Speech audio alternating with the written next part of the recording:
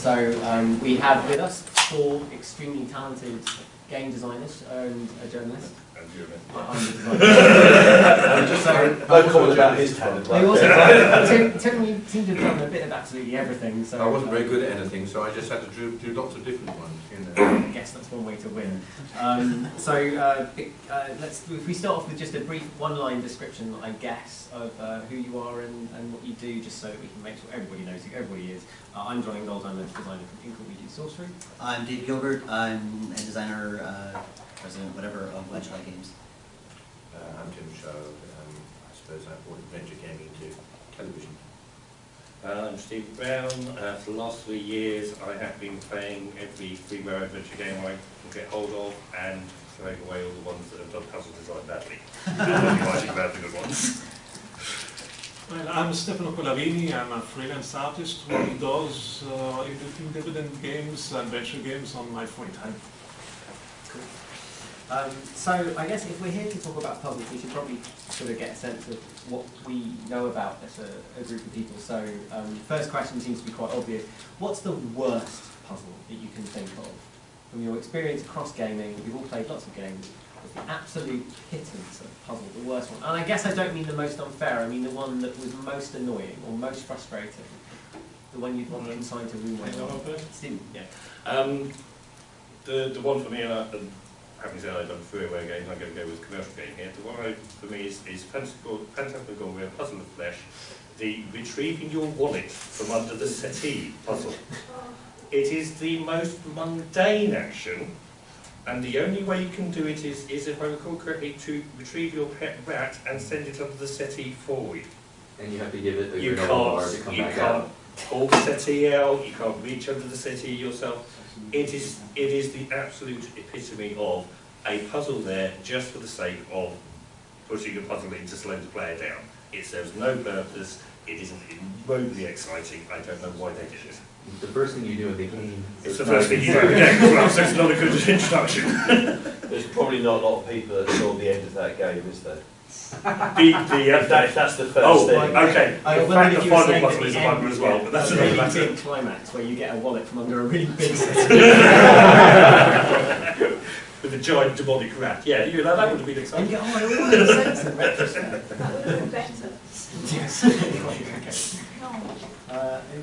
I guess the type of puzzle designs I hate are not necessarily the ones that are unfair, but just the ones that go kind of against the character and the game itself and are just plain cruel and evil and nasty for no reason. I think it was one of the Runaway games, I forget which one it was, where you're literally like, you put like a bear or some kind of animal pheromones on some poor guy, and then like he gets assaulted by like a bear.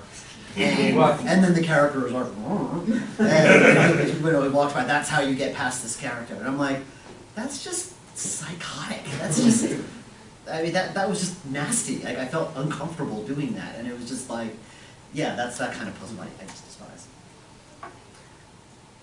Well, I have one puzzle that really annoyed me. It was from one of my favorite games, that was the first Broken Sword. It was the goat puzzle in Ireland. It was in the first version of the games. In later version, that puzzle was went away. But why I think it was really one of the worst one I came across. It was because it was a whole change of the mechanics of the game since then. Because you need to get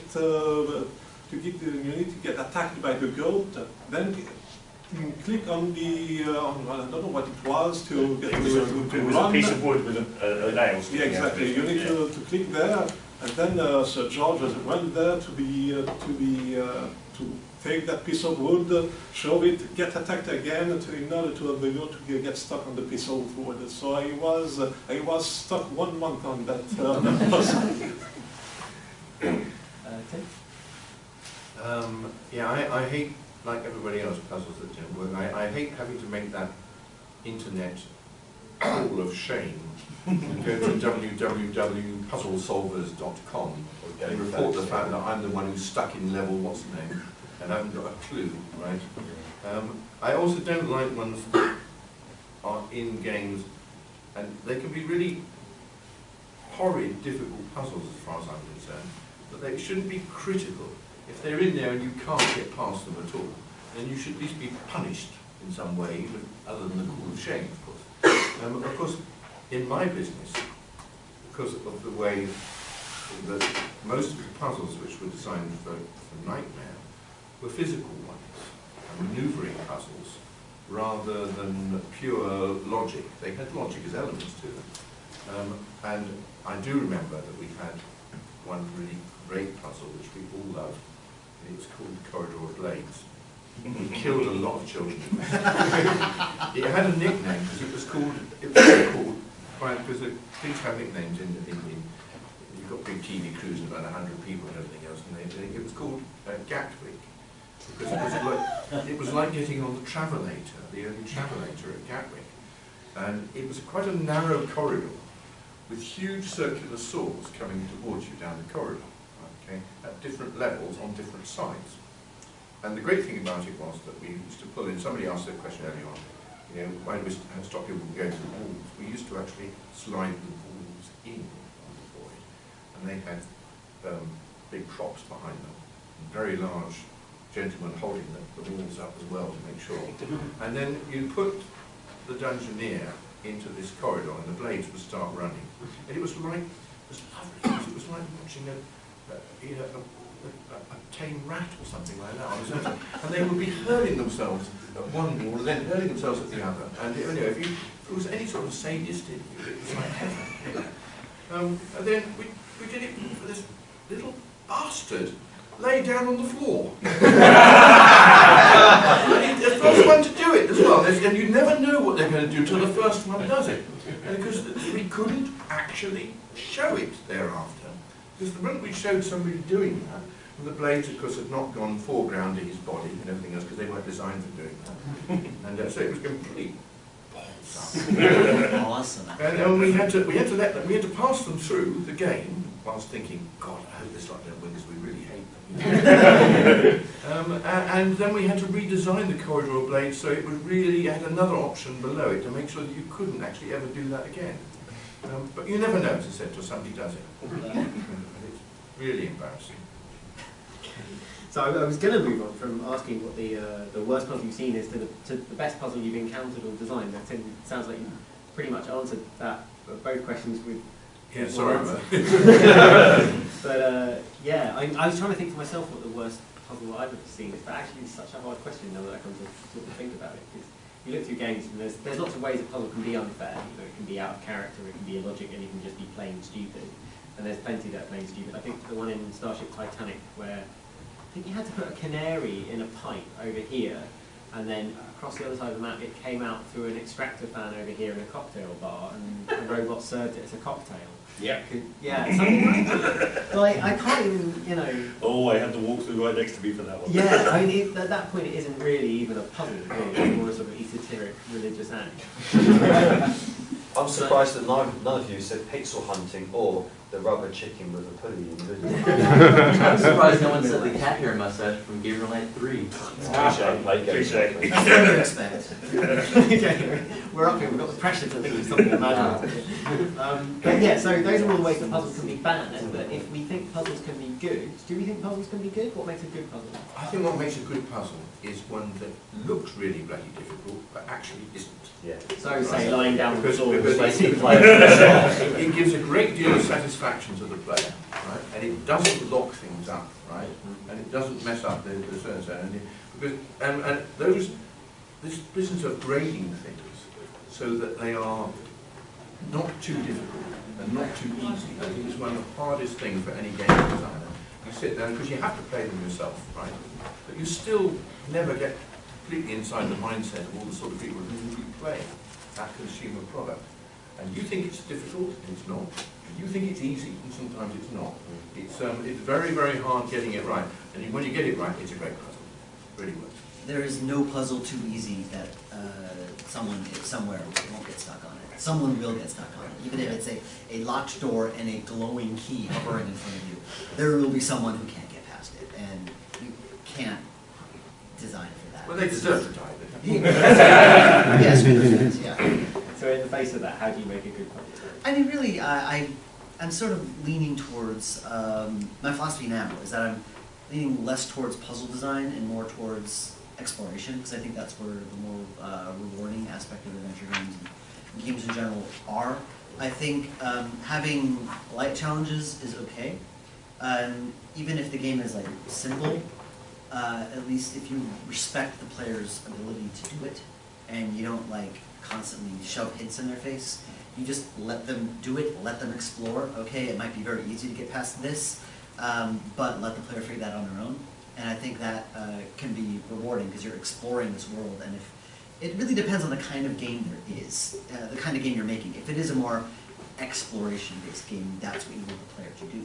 So let them do that. Don't throw an obstacle in their path, because then they'll get frustrated and they won't get what you want them to get out of it. So if you are making a puzzle-based game, then yeah, I mean, as long as it's really focused and grounded in that world and has worked within the logic of the world and the gameplay and the kind of unofficial contract between the player and the designer. The problem with the goat puzzle is that it breaks all the rules that it established. Like, it's asking you to do something that it never asked you to do before. And that's why a lot of people got annoyed with it and got stuck, because it broke those rules. And so I don't know if that answered the question, but... Okay, so it sounds to me like you're kind of calling for a sort of honesty in game design. If you're going to be a puzzle game about puzzles, make puzzles. Yeah. And if you're not going to be a puzzle game about puzzles, then maybe we should be looking to use interactivity in a way which is a bit less focused on stopping you and a bit more focused on getting you to do interesting things, I guess. If it's just like poking things and seeing what happens, that's exploration, and that's something I always try to focus on when designing. Is how is this? What is the player experience? Where's the fun? What is, is this frustrating or is it interesting? And it's a hard balance to strike. That's what I was trying to work on. I think the error I see time and time again with people making their first adventure games, and these are the ones that, sadly, even though I know someone's put a lot of time in it, that end up on scrappy, don't get anything, but they put puzzles in because they feel the game has to have puzzles. Yeah. And the fact is, you should think about how the story flows, how the universe flows, and then fit the puzzles into that. And there's a couple of freeware games that have handled that really well. And one I think James did with us. He left early, so... His Techno Battle series, which is now remastering. I say get the original what you still can, because probably collector's items, like the original version of Shiva. It's still out there somewhere. In Techno Babylon 2, you play a police officer who's investigating a quite horrific murder. And the only witness to the murder is a robotic maid. And the robotic maid's programming prevents her telling you what happened at the murder scene.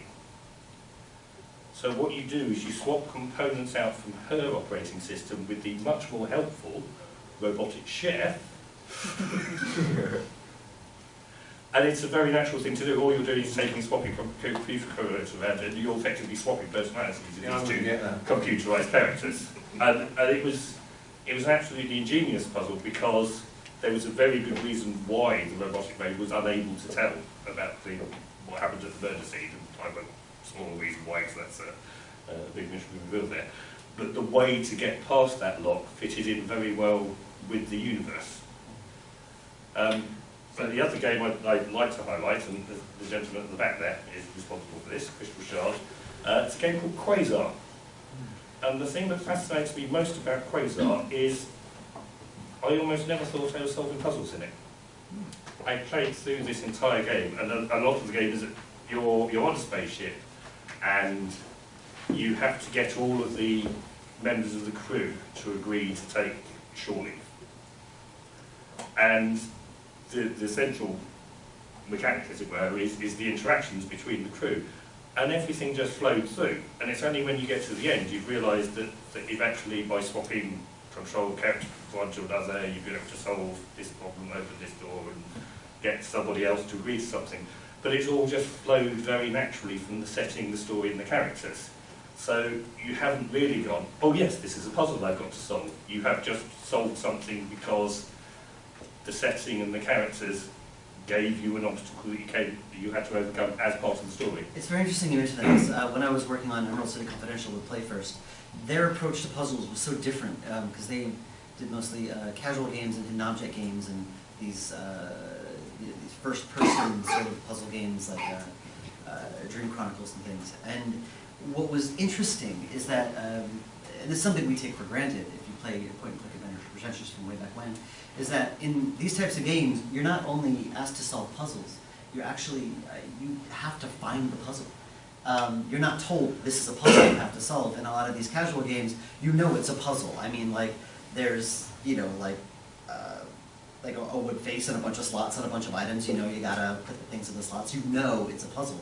And when we were testing Emerald City Confidential, like, they didn't realize that, okay, here's this unhelpful guard, and he's got like some personality thing, and you have to, you know, you realize, oh, I have to use this personality issue to get past him.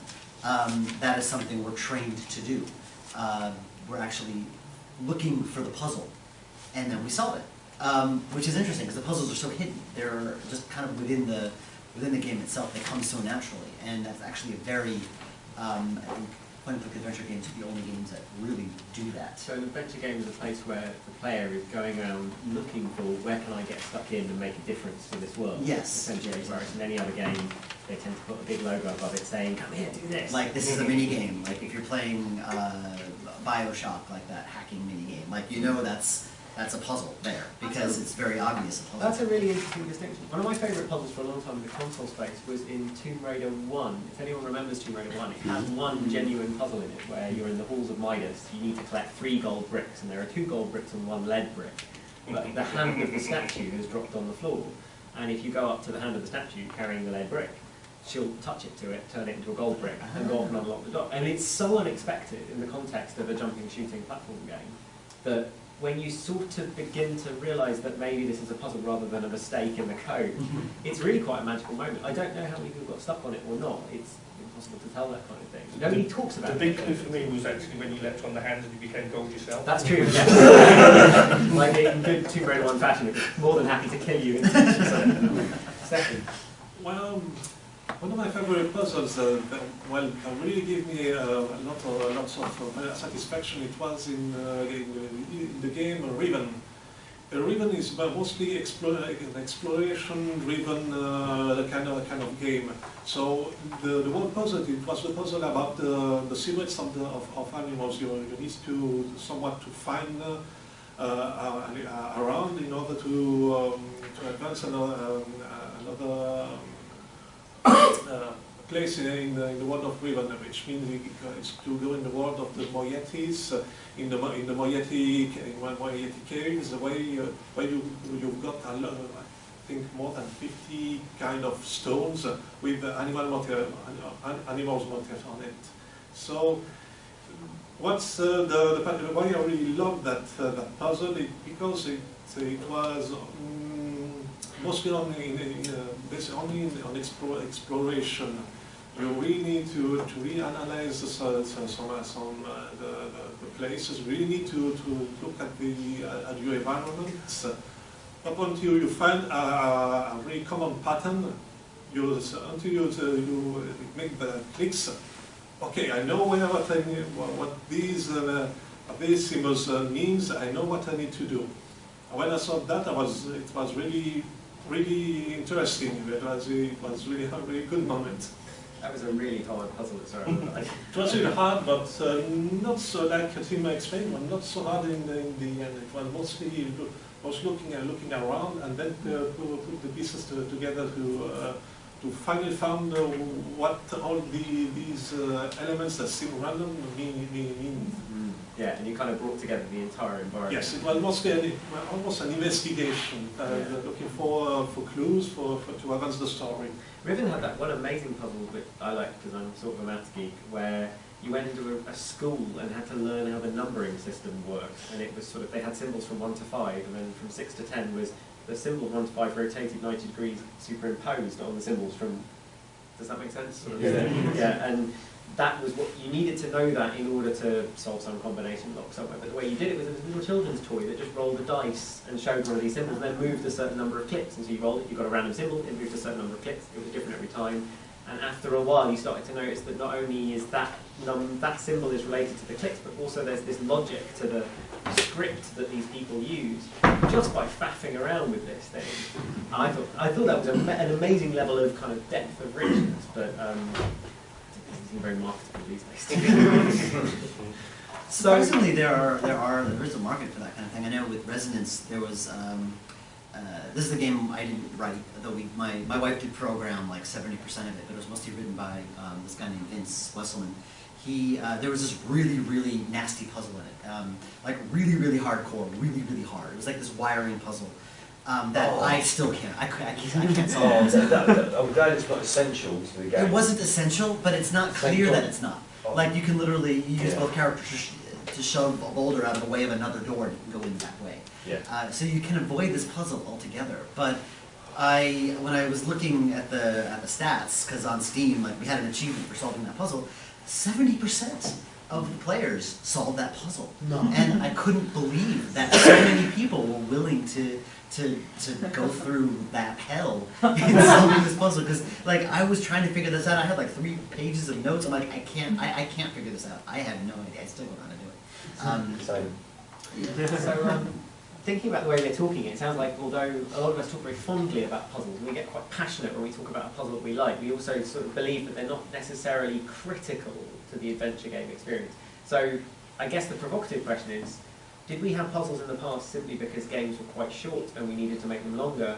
Should we remove them entirely now? I think now it's more of a case of it's so, if you're stuck in an adventure game puzzle, it's so easy to get the solution now. Like it's just, you just go right into Google and you find the answer if you're stuck. I know I'm a lot less patient now than I used to be, but that's of course because the resource wasn't there 20 years ago when I was trying to defeat Manon in King's Quest III. I had to figure it out my damn self. I had no internet to help me. But so now I guess my thought is too, if you have to leave my game in order to play it, then I failed somehow.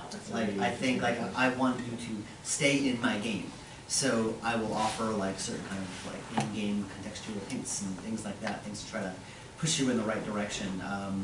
Like earlier I demoed Blackwell, and there was this one puzzle where Rosa had to use her phone, and at one point like she's like, "Wow, I actually get a pretty good signal in here," just to sort of show like, hey, like she's got her phone. Remember that thing? So. A sort of contextual, it gets you thinking about the phone and helps you that way. I think that's sort of where the thought is going. At least that's where my thought is going. I don't want you to leave my game to enjoy it. I want you to stay. I want you to stay with me. Tim, when writing Nightmare, were you thinking in terms of puzzles, or were you thinking is that the kind of language that you guys use? Yeah, we used to have puzzle rooms as such. But the problem with what we were doing, because the internet wasn't there then, which was in some ways a blessing. But the problem with that was that whereas when you write your adventure games, you publish to a consumer market. In other words, you sell one copy of the game generally to one person, etc.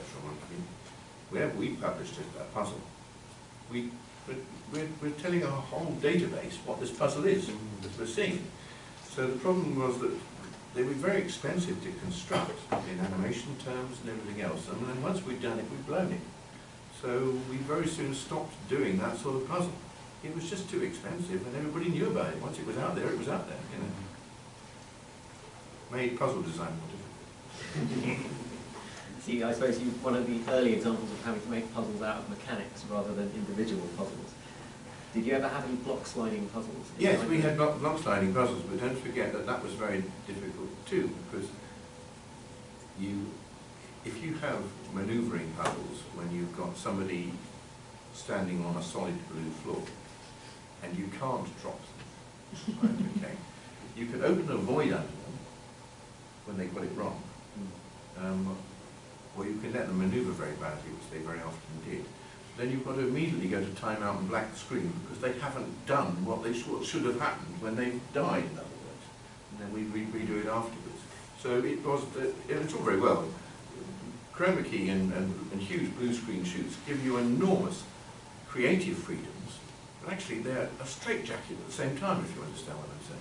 It's a very specific Guys, result. you've got to, I'm going to have to apologise because I've got a train, so I'm going to slide out and just wave quietly goodbye. Let me carry on.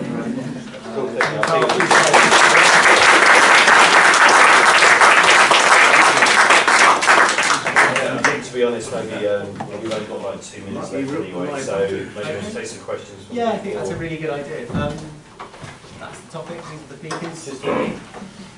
Yeah. I would like to know how you feel about puzzles with alternate solutions and even unexpected solutions, like you mentioned the whole ducking under the... Can I jump on that just because Sorcery isn't really an adventure game exactly, but it's certainly, the second one has got puzzles, and we don't believe in alternate solutions so much as we've written ourselves to a place where we can't possibly avoid them, because we have so many branches leading up to every point. We have no idea what the player is carrying, what they know, what they don't know, so I don't think we've made a puzzle which doesn't have at least 6 solutions. We're working in text, so it's very cheap to do that, but as a rule of thumb, yeah, I think alternate solutions are a good way out of the trap of puzzles as blockers and leaving the game. I think there are more interesting forms of interactivity, to the point at which I'm not sure if there are any puzzles anymore, they're just stuff to do. But you have to be sometimes very careful. I know with Primordia we had alternate solutions to puzzles, but it was always like the good way of solving it, and maybe you didn't, like, you could also go through the puzzle and you're sort of punished because you don't get some like nice bit of backstory, but it lets you continue with the game. And that actually really angered a lot of people, because they didn't know that they did the puzzle wrong, or they did it not the most optimal way. They didn't know that. So sometimes you gotta be careful. Like sometimes you design a puzzle with a great solution, but then, oh, but there's this other way to do it, but maybe it's not as fun, or something like that. There's always the one you prefer, and it can be a bit of a challenge, especially if having like multiple branches just tend to grow. And like he said, he's working in tech that's really cheap. Or something for making graphic assets for everything. It can get really overblown very fast, which is why it's hard to do and you don't see a lot of it. But I love it when I see it. When it's done well, it's great. But you have to be careful. I don't know if that made any sense at all. But I think it's the same with anything that goes non-linear. It's not just puzzles, it's any asset for any part of the game, whether it's multiple parts or multiple puzzles, whether it's always an assets question. Really. Yeah. Did any of you see Klotz Heinrich's talk last year? Because he talked about ways of doing alternate puzzles, but without creating, if you have boxes going out, you create a lot more extra work. So he talked about maybe alternate puzzles. So the puzzle is to get inside a building. You could beat up a guard, you could climb in the window down the back alley, but after you've done that, you're in the building, the story just continues on, but it's still one path. Yeah, but there's still assets though, what Dave was saying, there's still assets you're to talking, make those puzzles. you're talking a couple of extra assets, but you're not talking the huge like, launching out that's making animating stuff fights down. is Oh, never sure. fun. Yeah, I mean, that was just sort of I know just some on of the the game, example. but, background style bam. Yeah, right. Yeah. Just like, excuse me, fade to black. And he's unconscious. Stefan, anything you want to No, I have nothing to add on that. Okay, all right. we've got a couple, No alternate option for couple more hands out there. one more question, maybe. Tom, you've spoken a lot today, so There's a couple, Peter, and then somebody over in the middle. There's only one. Yeah, that's first. Go ahead, it's fine. we can take a word from Okay, each. well, we've mainly been talking about like traditional style puzzles, but what is your guys' opinion of dialogue puzzles? Dialogue puzzles. Yeah. You played the ending of the Shiva? No. Oh, it's a total dialogue puzzle. I love it. Have you played any of the Blackwell games? Then maybe dialogue puzzles. I mean, what do you think? Like, do they give the player a different sense of how they're playing the game and a different reward, maybe? I think one of my favorite dialogue puzzles is, I forget which Sam and Max game it was. It was in the first season, you're on a talk show. And it's like you have all these choices of like, I'm going to bring in a surprise guest. And like, someone comes in and based on the things you say, like, they'll do something and you have to bring in certain guests and they'll like do things to the environment that help you progress in some way. And it's all done through dialogue. And I think that's just fun. That's kind of dialogue as an interface rather than an actual solution, but it's kind of a trigger. So I think it's Yeah, it was a trigger. Yeah. You've been time out there, Sam. Yes, hello. it's time. Is it tea time? Is that okay? Yes, it's a timeout. If you Yes. spell, you will need to freeze.